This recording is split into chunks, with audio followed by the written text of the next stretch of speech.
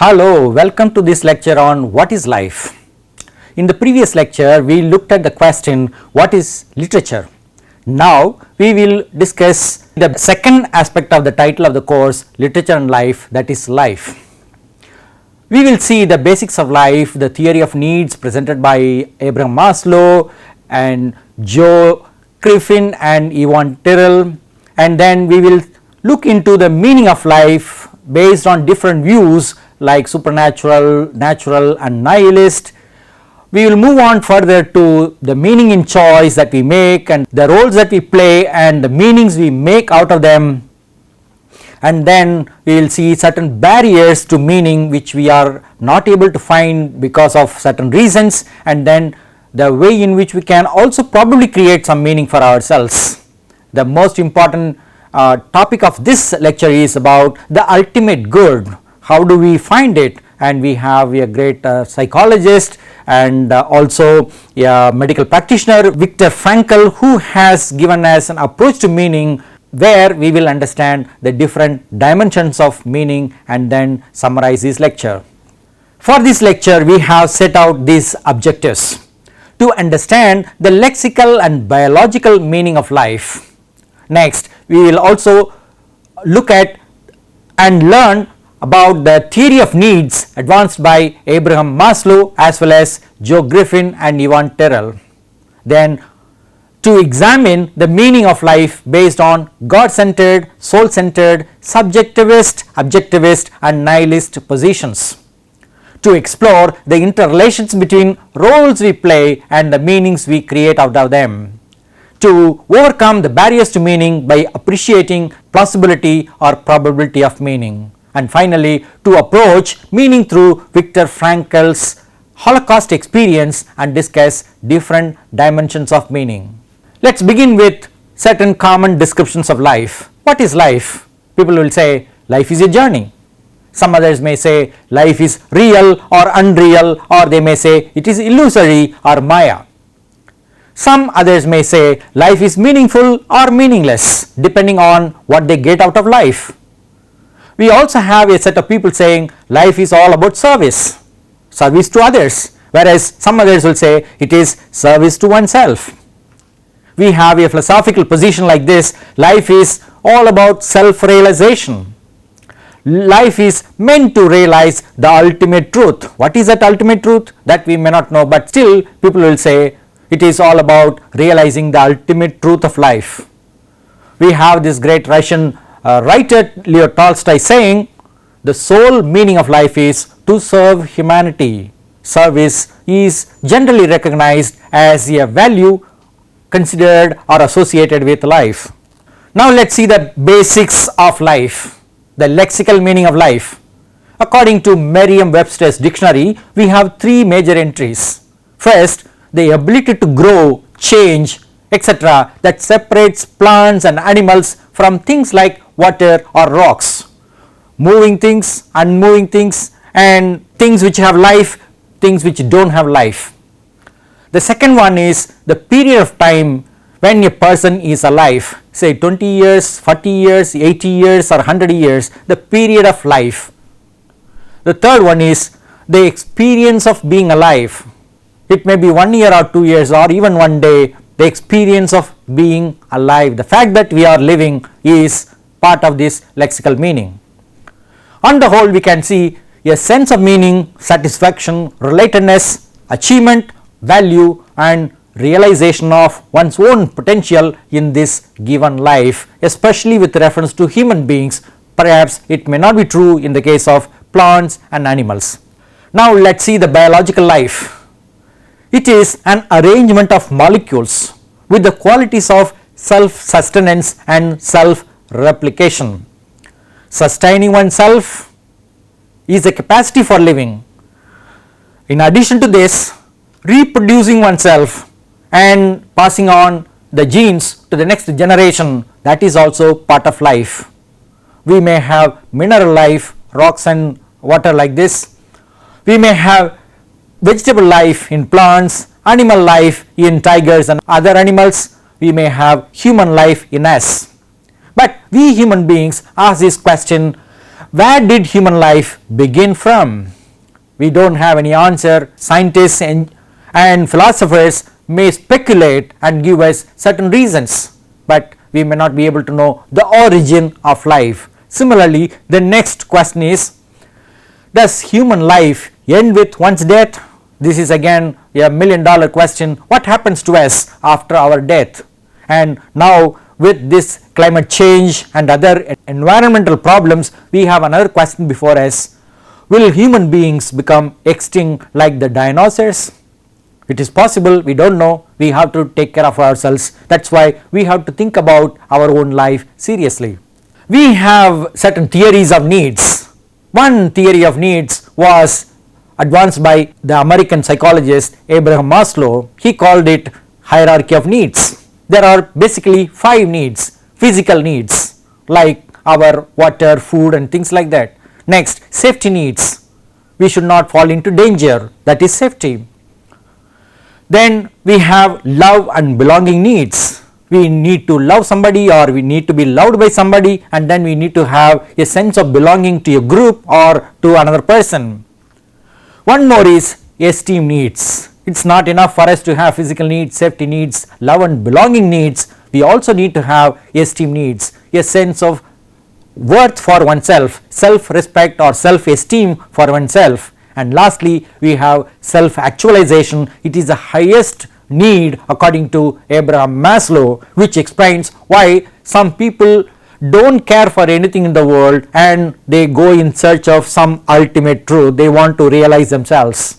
Next, we have 2 psychologists who have presented what is called a theory of emotional needs. They have 6 dimensions: to achieve and to feel competent, to fulfill our sense of autonomy and control, to be emotionally connected to other people and be part of a larger community. You can see that this particular aspect is connected with love and belonging of Abraham Maslow. Next, to have a sense of social status within social groupings, to reflect and consolidate learning, and finally to have meaning in one's life. As you can notice, these may be related to the needs theory of Abraham Maslow, but you can see specifically there is a focus on emotional needs in the case of Joe Griffin and Yvonne Terrell. These emotional needs we may find fulfilled in our literature.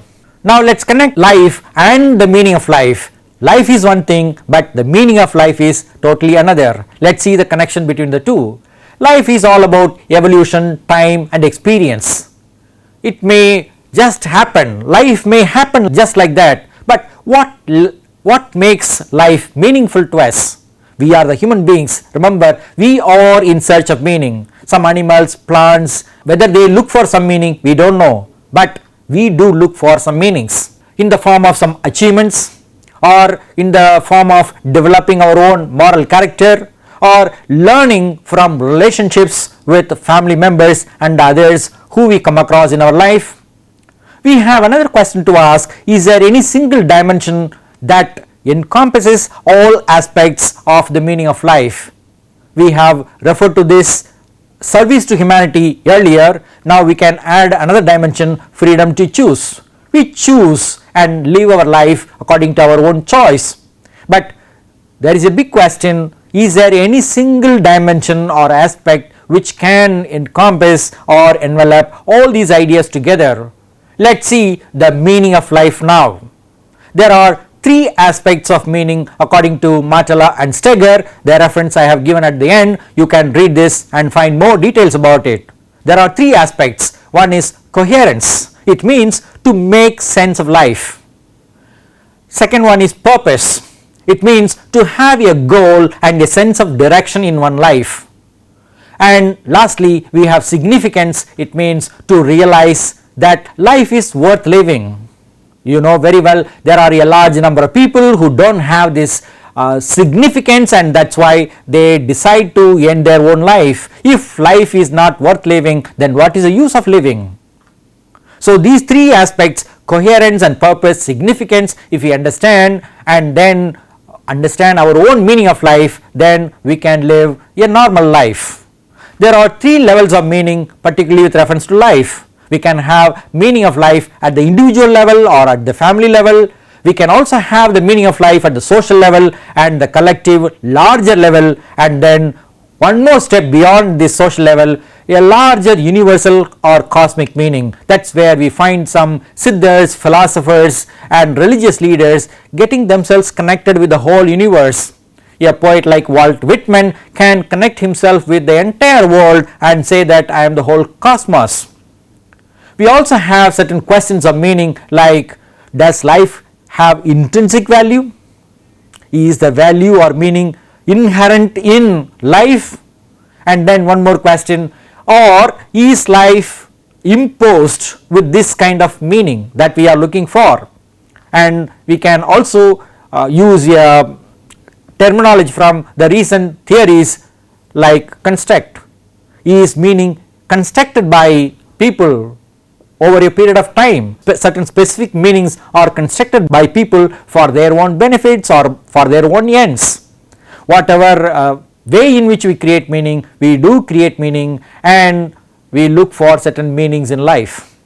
There are many different views of the meaning of life based on supernaturalism, and that's where we refer to God-centered world or soul-centered world, and this always has something to do with transcending the human body or transcending this earthly life.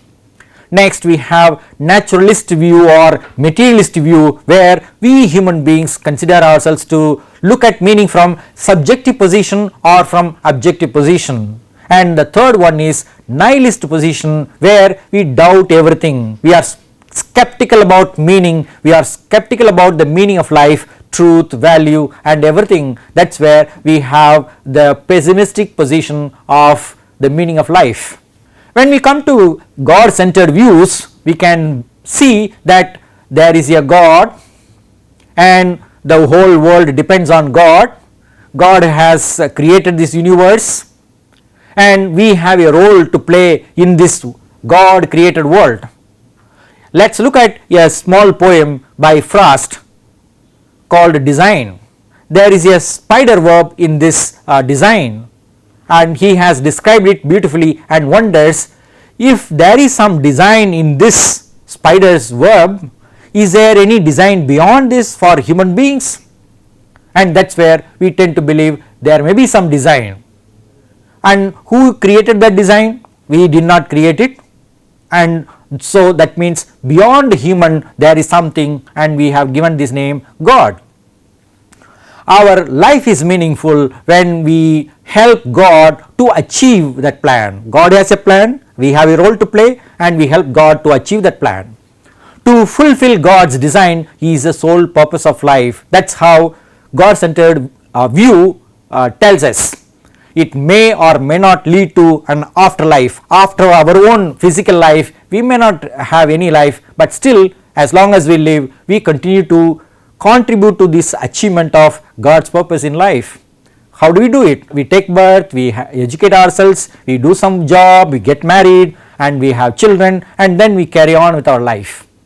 Sometimes we may have profound meaning in life, and many times we may have meaning which is very shallow. It may not have any depth. So two kinds of meaning, like deep and shallow meaning, we may have. It relates to the relationships that we have. With father and mother, we may have deep relationship. With some other people, co-workers in an office, we may have some shallow meaning, or strangers in a street, we may have some shallow meaning. In all cases, however, we have to understand that we have lost meaning with the disappearance of God or with the decline of God. As Nietzsche declared that God is dead, now people don't find meaning in life. People ask questions, why should I get married? Why should I have children? Why should I study? People continue to ask questions like this. Why should I do job? Why should I eat? Why should I drink? Why should I sleep? People ask questions because they don't have that faith in some God created world. There are some other scholars who may not believe in God, but they believe that there is a soul, human soul. So this soul is again considered to be immortal. It doesn't die. So some believe that there is an existence of an immortal soul, we are all part of this immortal soul. Our job is to relate to that immortal soul meaningfully, and so we can find the purpose of life. To pursue something worth doing like service to people or planting trees or doing some kind of service to people in other places, soul-centered people believe in this kind of service to humanity. The whole point is a finite being born in a world in a time from say 1920 to 1930 or 1960, one person born in a particular period can have an immortal impact on the whole of humanity, even the earth. That is why we tend to believe that there is some meaning. We can leave a lasting impression on the world. When we read stories by Tolstoy like Ilias and Three Questions, we will understand how the soul is given so much of importance in literature. There is something which we follow, sense of direction we can get from reading stories like this. In addition to this, we also have a sense of justice, and this we find in the conflict between good and evil in literature and also in our films. Many religious leaders believe that realization of the divinity within oneself is a sole purpose of life. We are all manifestations of some divine power, and we may call it soul, and we have to realize it. And one good example from literature is Wordsworth's Ode on Intimations of Immortality. We have some deeper connections before our birth, now and later as well. So this continuity of life continues through the immortal soul. Now let us see the subjectivist views. We all know that meaning varies from person to person. All of us do not have the same meaning. We have different attitudes, desires and choices, and we can find meaning in caring for and loving people. This is generally accepted across the world. We can also live an authentic life if we fulfill our own individual desires. If we are able to exercise our own agency, we can live an authentic life. However, some people tend to lose their own individuality in the absorption of their own work. They forget themselves when they do some job, and when they are involved in some valuable actions or relationships and states and experiences, they forget themselves. It does not mean that they have lost their individuality completely, but then that is because of their individual involvement in their activities. When we focus on individualism, we also remember the social organization called Capitalism. We have two examples here from literature. One is Herman Melville's Moby Dick, a great novel, American novel, and we have another play, an American play called Death of a Salesman by Arthur Miller. In these two pieces of writing, one is a novel, another is a drama, we find that the individual choice, individual effort to live their life is all based on subjective understanding of life. Next, we have objectivist views of life. Here we can see that those who are able to survive, they are able to live for long. Survival of the fittest is a common expression where we meet with each other, we use our skills and talents and somehow survive, reproduce and continue our life.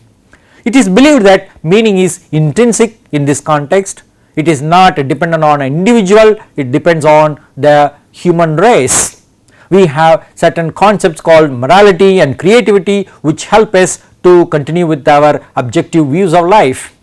There we may have intellectual discovery, or we may have rearing children with love, or we may play music, or we may develop superior athletic ability and contribute to the society in our own way. We are able to achieve human excellence through this. Then we can have friendship, we can have a sense of beauty, or we can have more knowledge by relating to others. We have any number of good life stories. I have listed two, and also I have listed a novel by R.K. Narayan here for you. Paul Kello's The Alchemist is well known throughout the world. It is a wonderful motivational piece of literature. Another one is Rhonda Byrne's The Secret, which is also quite popular. These are popular kinds of books which are read by people across the world. I wanted to have one specific literary piece here, that is R.K. Narayan's The Guide. In this novel, there is a character called Raju who is willing to die for the sake of the community. If he reveals his identity, then he may not be able to contribute, and so he accepts the kind of identity that he adopted as a guru, and so he is willing to die. In this context, the welfare of the community is more important than one's own individual capacity or one's own individual desire. Whatever we do for the sake of individual must contribute to the collective society. That is where we have another kind of social organization or principle of organization called socialism. Now let us see the nihilist position. This position says life has no inherent meaning. There is no God, there is no soul. We have the best expression through a great French writer Albert Camus through his writing The Myth of Sisyphus. Here we have a character who pushes a huge rock up towards a mountain, and then before he reaches the top, the whole rock falls down. He does this repeatedly. So this myth of Sisyphus is used to represent the meaningless life. Albert Camus also has other ideas like there is no afterlife for human beings. The world is not created by God. There is no extra power in this world. We cannot create meaning, or we cannot give meaning to our life. This is the existential position of Albert Camus, and that is where we have existentialist nihilism, and people tend to get bored with their life, people tend to get dissatisfied with their life, and those who are dissatisfied, those who cannot cross this level of despair, they stay with this and then they adopt this position called existential nihilism. In this, meaning appears to exist due to the constructs of truth and morality given by others, and these skeptics do not accept them. However, we have another philosopher, Jean-Paul Sartre, who is also called an existentialist, but he says meaning can be found in the choice that we make in our life. Whether life is meaningful or meaningless, life is a fact. Life is life. We may find meaning in it or we may not find meaning in it, but somehow we can find some kind of meaning by two ways. One, we have to exercise our capacity for making choices in life. Another is we have to take responsibility for the choices that we make in our life. After all, this attitude to life is more important. We may have positive attitude or we may have negative attitude. It is a matter of choice in our life. Perhaps we can understand the kind of meaning that we make in our life by looking at the roles that we play. We play different roles in our life. One may be a student, and a student can find meaning in life by studying, by reading books and getting a good degree. A lover may find some meaning by relating himself or herself to another person, by being loved and being recognized. A worker may find meaning in finding worth in doing the job. Being the best in the job that we do, we can find some meaning. We involved in various activities for the sake of finding meaning.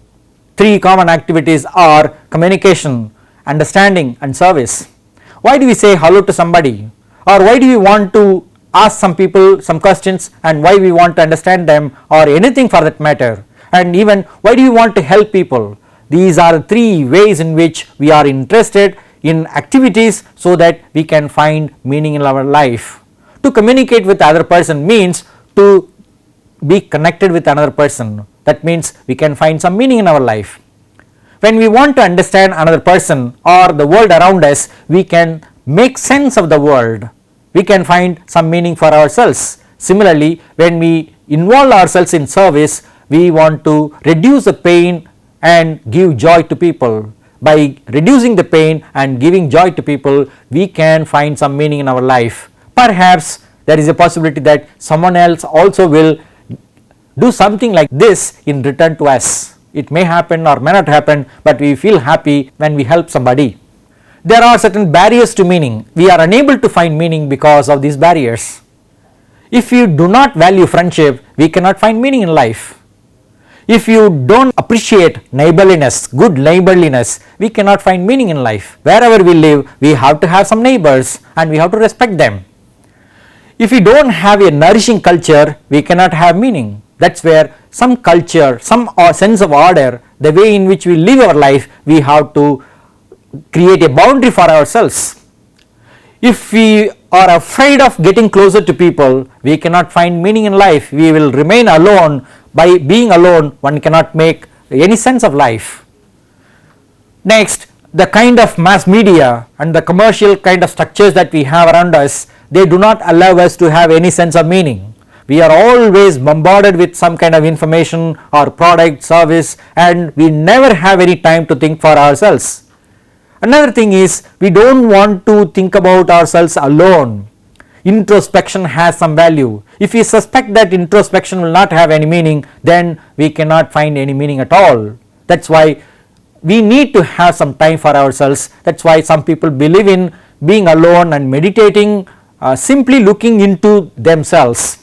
And another reason that we are unable to have meaning is we get some education which is disjointed or disconnected, or it is not well integrated within the educational system, nor with the individual who gets that education. We get a degree for the sake of getting the degree, but what is the meaning of the degree? What does that degree do for us? We may not be really able to understand. And one more reason is always looking for money, mad rush for money, one of the reasons for our inability to find meaning in our life. And that rush for money happens, or it becomes a source of pressure because of this corporatization of the world. We may have some people who have fear within themselves, inner timidity. Courage is what is going to give us the sense of power. Fear will never give that. And another reason is snobbery. We think that somebody is poor, somebody is lower than us, and if we consider that we are different from others, then we may not be able to find any meaning. Literature, great literature, continues to tell us we are all similar, we are all the same. Our colors may look different, our size may look different, we may speak different languages, but in essence we are all the same. And one more reason is herd mentality. If you follow the crowd, if you follow like a sheep, then we may not be able to find any meaning for ourselves. We can share in the meaning of others, that is one thing, but that should be a choice. It should not be just a blind following of something else. In spite of all these barriers to meaning, we have some hope. If we have an education which focuses on the emotional well-being of people, then certainly we can have good meaning in life. Similarly, it's not only about oneself, we must have a community well-being. The whole community should be taken care of, not just one individual. That's why if one individual alone is very prosperous in a particular community, if the rest of the community is poor, that means that is not a good community well-being. We need to cultivate the culture of introspection. Now and then, almost every day, at least a few minutes, we should be able to spend time for ourselves. What is this life for me? Why do I live this life? What am I doing with myself? We should ask a few questions, look into ourselves. And one more good thing possible is honest capitalism. This is actually oxymoronic, contradictory, but then it is possible. Ideally, it is possible, honest capitalism. We all buy and sell products, but then we can be honest, we can maintain some kind of integrity in our business. That's where we talk about business ethics. However, if you don't really mean it, then it's not possible to have meaning. Relationship will be broken, businesses will collapse, the world will collapse if we don't create that kind of meaning for ourselves. Ultimately, every religion has said the same thing. They all of them have given one golden rule, that is called do unto others as you would have them do unto you. The same thing is said in a different way, wish for others what you wish for yourself. If you wish for something yourself and then if you wish something else for another person, then that is not integrity. We are divided within ourselves. A divided person or a schizophrenic may not be able to have some sense of meaning. And we have to realize this is what we understand through all these kinds of environmental disasters we have throughout the world. We are all interconnected with everything else in the world. What happens in one part of the world affects us. What happens in one part of the finger may affect my brain. That's what you have to understand. Everything is interconnected with everything else. Now let's see this ultimate good. There is something called ultimate good. There are many thinkers, philosophers, writers who have talked about it, who have written books about it, who continue to appeal to people throughout the world. What is ultimate good? Philosophers and writers have given some answers. According to Plato, to seek knowledge is the ultimate meaning or ultimate good. According to Aristotle, to practice virtue is the ultimate good. Now let's see the Greek Stoics. For them, to develop mental fortitude and self-control is the ultimate good. If we have self-control, we will not destroy others, we will not cause harm to others. For Sigmund Freud, to seek pleasure is the ultimate good, but he has also given enough choice for us. Seek pleasure but have some sense of control for yourself. Next, for Alfred Adler, to seek and exercise power is the ultimate good. And if this power is used for the welfare of everybody, for the whole world, then certainly it is the ultimate good. If it turns into totalitarian, authoritarian, dictatorial kind of power, then that may not be really good. This power exercise or seeking power and exercising power, according to Alfred Adler, is aimed at power for the welfare of everybody else. Now we come to Viktor Frankl, who says the ultimate good is to seek meaning, to seek truth, to see value, to see some sense of direction for ourselves in our life. Who is this Viktor Frankl? He was an Austrian psychiatrist and neurologist.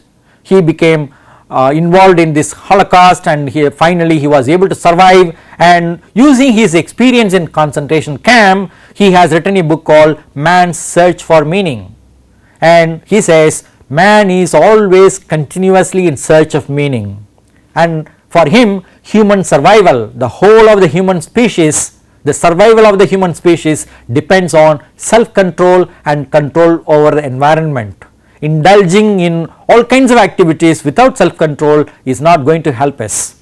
Viktor Frankl also has a hope in our humanity. He says we can choose our attitude. Whatever the environment may be, we can choose our attitude. And he says, here is a quotation from him, "We who lived in concentration camps can remember the men who walked through their huts comforting others, giving away their last piece of bread. They may have been few in number, but they offer sufficient proof that everything can be taken from a man but one thing, the last of human freedoms, to choose one's own attitude in any given set of circumstances, to choose one's own way."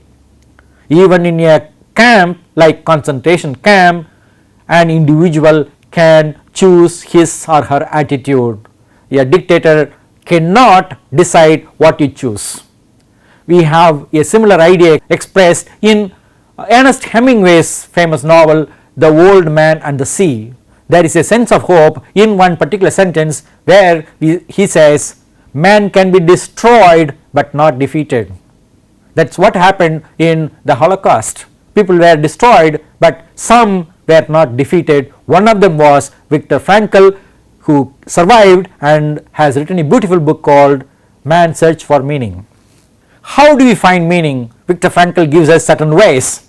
We can interact authentically with others and the environment. This authenticity means without cheating ourselves, without deceiving others.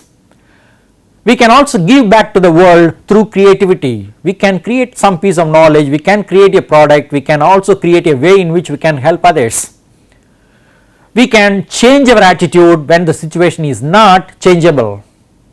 What cannot be changed has to be endured, or what cannot be cured has to be endured, as the proverb says.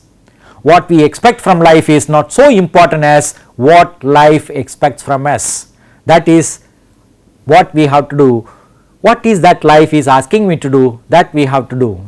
There are many dimensions of meaning like happiness and pleasantness, morality and rightness, value and worthiness, worthwhileness, purpose, satisfaction, sacrifice, suffering. We all have these words. We all search for them. When we are happy, we feel there is some meaning in our life. When we feel pleasure, there is some meaning in our life. When there is some right and wrong, when we follow the right, we think there is some meaning. When there is some value in what we do, when we find something worthwhile doing, we find that there is some meaning in our life. So this seeking purpose, seeking meaning in us, and if we exercise that to a larger extent, we can find some sense of purpose or satisfaction, and probably this kind of purpose cannot be achieved without some kind of sacrifice or suffering. If some suffering comes on our way, we have to accept it and go beyond that and seek our meaning. There is a beautiful quotation from Ackerman who says, "We are all hungry for meaning, for purpose, for the feeling that our life is worth more than the sum of its parts." We are hungry for food, we are hungry for power, we are hungry for fame. More than that, like Viktor Frankl says, we are also hungry for meaning. We go in search of meaning, and I do this course because I am hungry for meaning, and probably you have come to this course because you have this hunger for meaning. I hope you will find this hunger satisfied through this course. To sum up, we have looked at the basics of life, the theory of needs advanced by Abraham Maslow, Joe Griffin and Ivan Tyrrell. We looked at meaning and relationship between the meaning of life. We found different views based on God-centered views, soul-centered views, naturalist-centered views and nihilist views. We found that there is a way to find meaning in life by making the choice properly, choosing our attitude to life. We can also find meaning in playing our role responsibly as a student, a lover, a father or mother or a worker or anybody for that matter. We have to understand that there are certain barriers to meaning. We can overcome them. One of them is very important for us. We should be able to develop meaningful friendships or meaningful relationships in our life. And one important topic that we have to understand is there is something called ultimate good. There is something beyond me, there is something beyond you. What is that ultimate good? Common good for everybody, for the whole earth. If we participate in that, then our life will be really meaningful. Of all these, we found Viktor Frankl's approach to meaning very useful. His experience in the concentration camp is profound, and he has said even before the death, one person chooses to help another person. That is something remarkable, and we can do it on our own. There are many dimensions of meaning like happiness or purpose, satisfaction, sacrifice and things like that, and it is left to us. It is finally a matter of choice for us to find our own meaning in life. It is there or it is not there depending on our attitude to life. If we believe that there is some meaning, we can find it. If we believe that there is some meaning, we can find it. If we believe that there is no meaning, then we can't find it. We find what we want to find. Hope you will find some meaning in your life after doing this course, thinking about yourself, spending some time for yourself through that introspection, through that meditation on literature and life. Here are some references for you. Hope you will read them and find more meaning in your life. May God bless you. Thank you.